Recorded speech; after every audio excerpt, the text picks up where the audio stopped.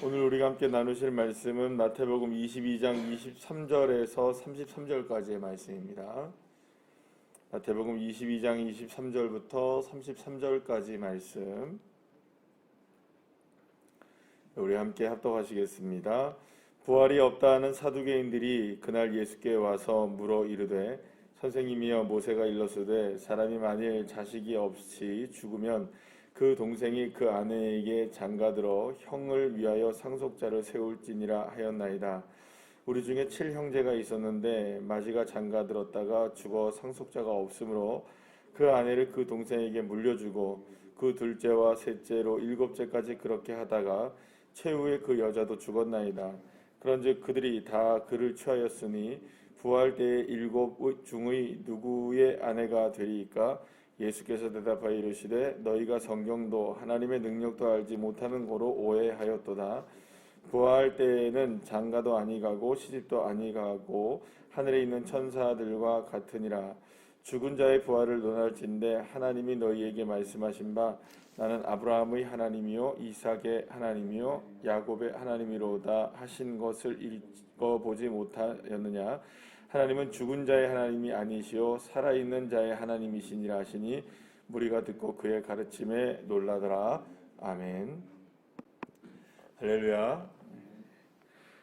사두개인이라는 사람들이 있었습니다. 근데 오늘 본문에 이제 23절에 딱 나오게 되는데요.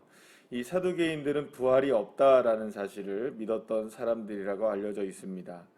자, 그래서 이제 그들이 이제 예수님께 다가와서 이제 부활이 없다는 것을 예수님이 이제 이제 말하자면 그거를 이제 논증해 달라라는 것을 이렇게 질문을 하게 되는데요. 그러니까 만약에 정말로 부활이 있다면 한번 부활에 대해서 설명을 해봐라. 그리고 또 지금 이 이야기가 맞는지 안 맞는지 한번 이야기해봐라. 뭐 이런 식으로 이제 예수님에게 다가와서 이야기를 합니다. 그래서 이제 이들은 이제 예수님께 어떤 그 하나를 가지고 오게 되냐면 이제 소위 이제 계대 결혼법이라고 얘기를 하죠. 형님이 이제 그 아이가 없이 죽었어요. 결혼을 했는데 그 다음에 이제 그 동생이 있는데 그 동생이 누구를 그 물려받게 되느냐. 모세의 율법에 따르면 형수를 이제 자기 아내로 다시 맞아서 결국에는 무엇을 이제 이어가게 되느냐. 이제 대를 잇게 하는.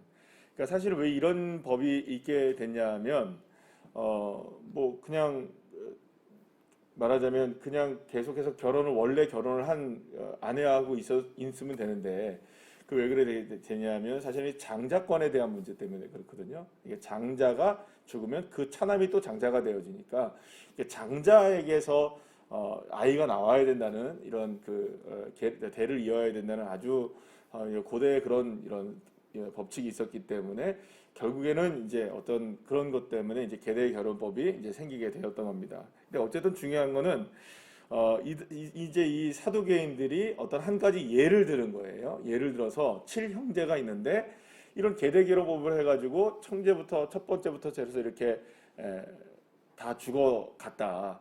일곱 번째까지 이렇게 해서 계속해서 죽어가면서 결국에는 이제 그 아내를 계속해서 그 첫 번째 형수를 계속해서 이제 물려받게 되었는데 결국에 마지막에 일곱째도 죽으면서 아내도 같이 죽게 되었다. 그럼 마지막에 부활이 있다면 도대체 천국에서는 이 아내는 누구의 아내냐? 천국에 다 지금 누가 와 있다는 전제일까요? 그 형제들 일곱이 다 와 있는데 형제들 일곱 중에 그러면 누구의 아내냐? 복잡해지죠, 족보가. 이미 이 땅에서도 복잡해진 겁니까? 안 복잡해진 겁니까? 근데 복잡해졌는데 천국까지도 가면 이게 더 복잡해진다. 그러면 도대체 이게 부활이 있다고 우리가 얘기를 해야 되냐 말아야 되냐 뭐 이런 식으로 얘기를 한 겁니다. 예수님은 사두개인들의 이러한 부활에 대한 질문 자체가 문제가 있다고 얘기를 합니다. 그러니까 왜 이런 설정 자체가 문제가 있는 거죠. 그래서 그 초대교회 때에도 이런 부활에 관한 논쟁들이 워낙 많았기 때문에 그런 얘기들이 있었던 겁니다. 예를 들어서 크리스찬 하나가 있는데 크리스찬 한 명이 산에서 뭐 이게 나무를 하든지 뭘 하다가 호랑이한테 잡혀 먹었어요. 근데 사냥꾼이 와서 호랑이를 잡았어요. 그리고 이 사냥꾼이 너무 배고파가지고 잡은 호랑이를 이제 고기로 이제 구워서 먹었어요. 자, 그러면 이 크리스찬은 부활 때에 어디에 있을까요? 누구의 몸에 있는 건가요, 도대체? 호랑이 몸 속에 있는 걸까요? 사냥꾼 속에 있는 걸까요? 새벽에 너무 어려운 얘기를 해서 크리스찬이 잡혀먹었단 말이에요. 이게 이런 설정들 있잖아요. 이런 것들로 인해서 그러니까 그 부활이 없다라는 것을 사람들이 얘기하고 싶었던 거죠. 왜냐하면 부활이라는 거는 사람들이 경험할 수 있는 일일까요? 없는 일일까요? 쉽게 그러니까 말하자면 우리가 살아있는 상황에서는 경험할 수가 없는 일이 되어지죠. 그러니까 사실은 사람들의 상상력을 통해서 이런저런 이야기들을 막 만들어냈던 겁니다. 부활이 없다라고 얘기하거나 혹은 부활이 있다라고 얘기를 하기 위해서 여러 가지의 모습들로 사람들이 말을 만들어냈던 것이죠. 자, 어쨌든 중요한 거는 이제 예수님께서는 사두개인들의 이러한 부활이 없다, 이런 논증 자체가 문제가 있다라는 것을 이야기하세요. 그러면서 두 가지의 문제를 이야기하십니다. 예수님께서 두 가지의 문제를 얘기하시는데 29절 말씀에 보면 이르시되 너희가 성경도 하나님의 능력도 알지 못하는 거로 오해했다라고 얘기합니다. 그러니까 예수님은 두 가지 측면에서 이 사두개인들이 부활에 대한 오해가 있다라는 얘기를 하죠. 첫 번째는 무엇에 대한 오해? 성경에 대한 오해. 그 다음에 두 번째는 하나님의 능력에 대한 오해가 이제 결국에는 부활을 온전하게 제대로 믿지 못하게 되는 상황이 되었다라고 얘기를 하십니다. 자, 그러면 일단 우리가 한번 먼저 생각해 봐야 되는 건 뭐냐 하면 성경에 대한 오해입니다. 그러니까 사실은 이제 무엇보다 방금 전에 제가 말씀드린 것처럼 현재를 살아가고 있는, 오늘을 살아가고 있는 우리들로서는 부활이라는 것 자체를 경험할 수가 없습니다. 왜냐하면 부활이라는 것 자체는 죽었다 살아나는 거니까 전제가 뭡니까? 죽음이죠. 그럼 죽음을 경험하지 않은 사람들이 부활을 경험할 수는 없잖아요. 그러니까 죽음이 경험되어져야 무엇이 경험할 수 있는 겁니까? 부활을 경험할 수 있는 거니까 경험하지 못했던 부활을 사람들이 성경을 그러니까 자기의 생각대로 생각하니까 오해가 된다. 그래서 이것이 중요한 거는 결국에는 사람들이 무엇을 오해하고 있다? 첫 번째, 성경을 오해하는 것이고 그리고 또 하나님의 능력을 오해하는 거기 때문에 이런 상황이 펼쳐진다. 예수님이 말씀해 주시는 겁니다. 그러면 첫 번째 예수님이 말씀하신 성경에 대한 오해는 도대체 어떤 오해이냐?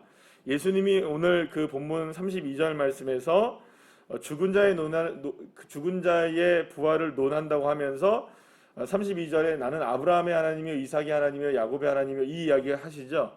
근데 이 이야기를 왜 갑자기 꺼내냐 하면은 이 사두개인들은 모세 오경만 믿고 있는 사람들입니다. 그러니까 모세 오경을 너무 잘 아는 사람들이에요. 그런데 나는 아브라함의 하나님이요 이삭의 하나님이요 야곱의 하나님이라고 말씀하신 이 말씀이 처음 등장한 게 여러분들 언제인 줄 아십니까? 혹시 이게 모세가 호렙산에서 하나님을 처음 만났을 때 하나님이 누구에게 설명하는 겁니까? 모세에게 자신을 설명하실 때 내가 아브라함의 하나님이고 이삭의 하나님이고 야곱의 하나님이라는 사실을 설명하십니다. 자, 그러니까 이 사람들은 얘기 들을 때에 이게 사두개인들이 들을 때는 모세 오경인 출애굽기에 나와 있는 내용이니까 정확하게 알고 있겠죠? 그런데 여기서 표현이 중요합니다. 아브라함의 하나님, 이삭의 하나님, 야곱의 하나님은 보세요. 아브라함은 죽었습니까? 안 죽었습니까? 야곱도 죽었습니까? 이삭도 죽었고 야곱도 죽습니다. 그죠? 그런데 하나님은 여전히 동일하시죠. 그러니까 아브라함, 이삭, 야곱으로 내려가면서 사람들은 죽으나 이상하게 하나님은 동일하게 그들의 하나님이시죠.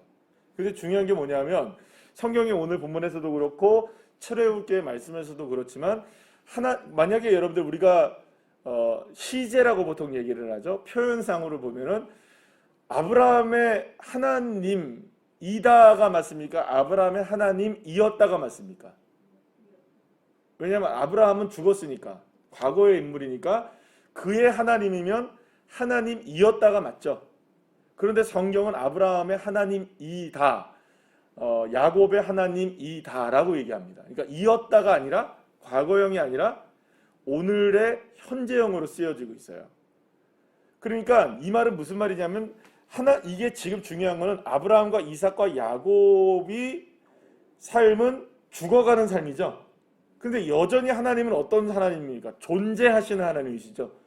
이 말은 어떤 의미를 갖고 있냐면 하나님 자체가 영원하시다는 것을 말씀합니다. 어제나 오늘이나 영원토록 동일하신 하나님. 그러니까 부활에 관해서 우리가 먼저 알아야 될 개념이 자체가 뭐냐면, 성경을 오해하고 있는 개념이 뭐냐면 하나님이 영원하시다는 겁니다.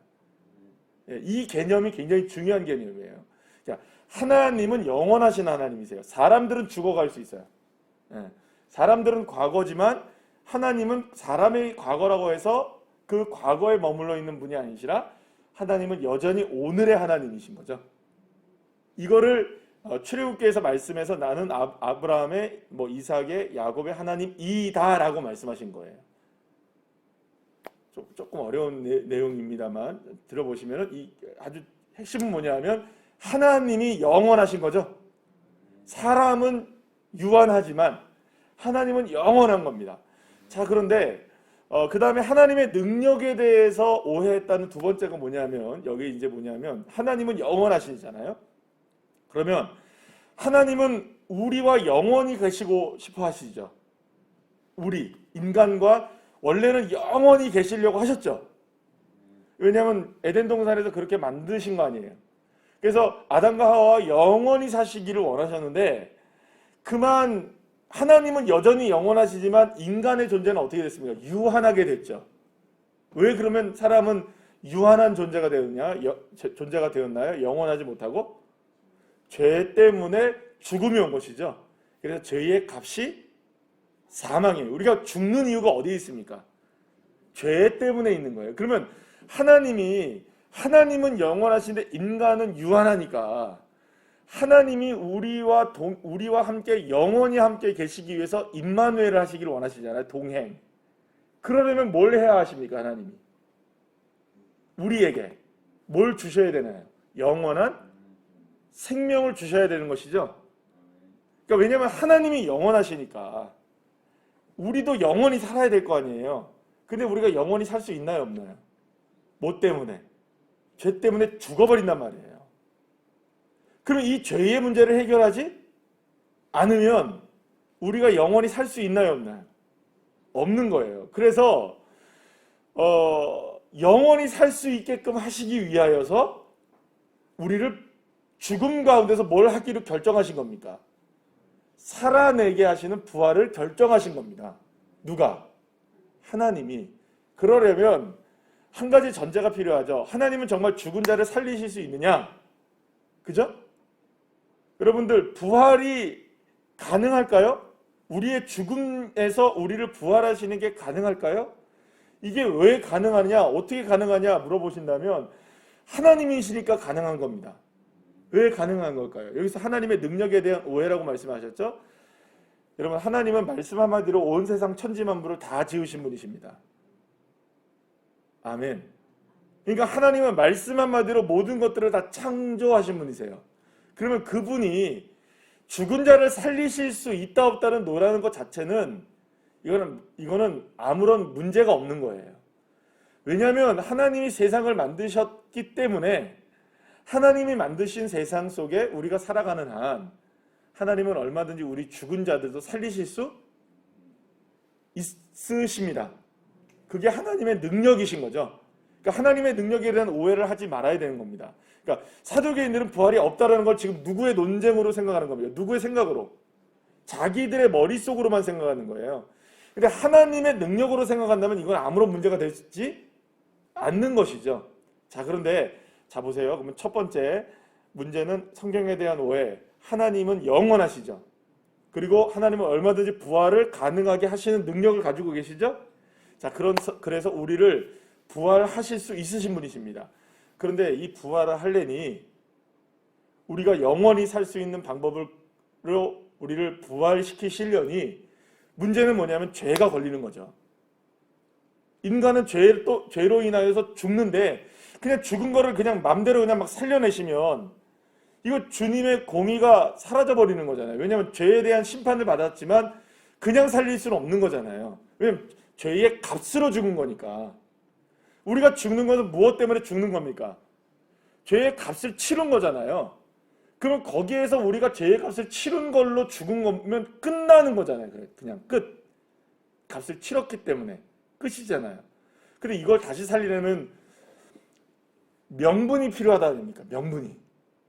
명분이 있어야 돼요? 명분이 없어야 돼요? 명분이 있어야 되는 거예요. 무엇만 살아날 수 있느냐?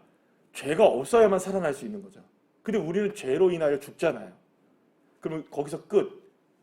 그러면 죄가 있는데 죄로 인하여 죽은 사람을 아무런 죄에 대한 문제가 없이 그냥 다시 살릴 수는 없기 때문에 하나님은 누구를 보내시는 겁니까? 독생하신 예수를 보내셔서 그분이 우리의 죄를 다 담당하시고 짊어지시는 십자가를 지어서 죽으심으로 우리의 죄를 어떻게 하신 겁니까? 나를 대신하여 그분이 죄를 다 짊어지고 죽으신 겁니다. 그러니까 내 죄는 누가 짊어지신 건가요? 예수님이 짊어지고 죽는 거죠. 그럼 내 죄가 누구로 인하여 사함을 받은 건가요? 예수로 인하여 사함을 받으면 나는 죄의 값으로 인하여서 죽는다 할지라도 죽음은 누가 다 담당하셨으니까. 그러면 여러분 우리는 다시 살 수 있나요? 없나요? 왜냐하면 우리는 죄의 값을 누가 다 담당하셨으니까. 예수님이. 그러니까 당연히 우리는 살아나죠. 누구 때문에? 예수님 때문에. 그러면 예수님은 어떻게 살아나실 수 있느냐? 그분 자체는 죄가 없으니까 살아나는 거죠. 아멘. 사실 이게 되게 어려운 이야기이긴 하나 이걸 마지막으로 또 정리를 좀 해드려야 될 것 같아서 하나님은 우리와 함께 하시길 원하십니다. 그런데 하나님은 영원히 사세요. 근데 우리가 영원하지 못하는 거예요. 왜냐하면 죄가 있어서 죽어야 하니까. 그래서 이 죽음을 예수 그리스도께서 담당해 주시기 위해서 우리의 죄를 다 담당해 주셨어요. 그래서 우리를 뭐하게 하기 위해서 영원한 생명을 얻게 하시려면 부활을 시켜야 될 거 아니에요. 죽은 자에서 살아나야 될 거 아니에요. 그래야만 하기 때문에 주님이 우리를 부활의 능력으로 이끌어 가신 겁니다. 그러니까 여러분 그렇다면 부활은 있다 없다라는 거를 논하는 것 자체가 이 그 사두개인들의 논쟁 자체는 이게 형성이 되지 않는 거예요. 왜냐하면 그거는 성경과 하나님의 능력을 오해했기 때문에 성경을 알고 하나님의 능력을 알면 결국에는 우리가 하나님과 동행하는 삶으로 주님이 원하시기 때문에 우리를 부활하시는 겁니다. 자, 그러면 이것에서 우리가 조금만 더 나가서 생각한다면 우리는 반드시 죽어야만 부활을 경험하는 걸까요? 그렇지 않죠. 내가 살아가면서 오늘 이 시간 나는 죽고 누가 살았다. 예수님이 살았다는 이 믿음으로 구원의 확신을 갖고 있으면 오늘 지금 누가 내가 동행하는 겁니까? 주님과 함께 동행하며 사는 것이죠. 그럼 여러분 부활의 개념은 뭡니까? 영원하신 하나님과 우리가 동행하려면 부활해야 되는 거죠. 영원히 살려면 이게 부활의 개념이란 말이에요. 그러면 지금도 우리는 여전히 누구와 함께 동행하며 삽니까? 주님과 함께 동행해 살잖아요. 그럼 우리는 지금 뭐 때문에 동행해 살 수 있는 겁니까? 영적으로 본다면 이미 우리는 뭐 한 겁니까? 죽지도 않았는데 우리는 부활한 거예요. 영적으로 보자면. 왜요? 우리의 죄는 다 누가 담당하셨으니까 이미. 예수님이 다 담당하셔서 우리가 지금 누구와 동행하며 삽니까? 하나님과 동행해 살죠. 그러니까 여기가 그래서 무엇이 될 수 있는 겁니까? 하나님의 나라가 되는 거죠. 그런 겁니다. 지금 여기가 하나님의 나라가 될 수 있는 이유가 하나님과 동행해 사니까 하나님의 나라인 거예요. 그러려면 우리의 죄의 문제가 해결돼야 되는 거죠. 그러니까 십자가 이전까지는 하나님의 나라가 완전하게 시작되지 못한, 그러니까 예수님이 오심으로 하나님의 나라가 시작은 되었지만 예수님의 십자가와 부활로 인하여서 우리에게 그 하나님의 나라가 확증되어지게 된 거죠. 우리가 이제 그렇게 살아갈 수 있게 되는 거죠. 사랑하는 여러분, 이 좀 어려운 문제이긴 했지만 이게 사실 부활신앙이라는 겁니다. 우리가 부활신앙이라고 얘기할 때는 예수님이 부활하신 것만 생각하시는데 아니에요. 예수님이 부활하신 거는 그분은 죄가 없었기 때문에 죽어도 사시는 거예요. 그래서 우리의 부활의 첫 열매가 됐다고 하잖아요. 그 의미는 뭐냐? 주님은 영원하시니까. 그럼 우리도 영원히 살아야 되니까. 그러려면 뭐 해야 됩니까? 죄를 용서받아야 되는 거죠. 그래야 하나님의 은혜 가운데 동행하며 살아가는 거죠. 그래서 부활신앙으로 산다는 것은 어떤 의미가 있느냐? 뭐 하면서 살아가는 거냐? 나는 죽는 거죠. 예수님이 살아나는 거죠. 그래서 갈라디아 5장 22절 말씀을 살아내는 것이 바로 부활신앙이라고 할 수 있는 겁니다. 내가 그리스도와 함께 십자가에 못 박혔나니 그런즉 이제는 내가 사는 것이 아니요 내 안에 그리스도께서 사는 것이다. 할렐루야. 그래서 나는 죽고 예수님이 사는 믿음으로 살면 오늘도 나는 무슨 신앙으로 살아가는 걸까요? 그게 부활신앙인 겁니다. 내가 죽었다 살아나는 게 부활신앙이기도 하지만 신앙으로 부활을 살아내는 것을 부활신앙이라고 얘기합니다. 따라합시다. 신앙으로 부활을 살아낸다. 이게 부활신앙인 겁니다. 그러니까 죽어서 살아나는 게 부활신앙이기도 하지만 우리가 오늘 이 시간에도 부활신앙으로 사는 겁니다. 그것은 십자가의 은혜를 바라보고 주 예수 그리스도께서 이루어내신 하나님과의 동행의 삶을 오늘의 삶 속에서 살아내는 것, 저와 여러분 그런 믿음의 삶을 살아내시기를 간절히 축복합니다. 기도하시겠습니다.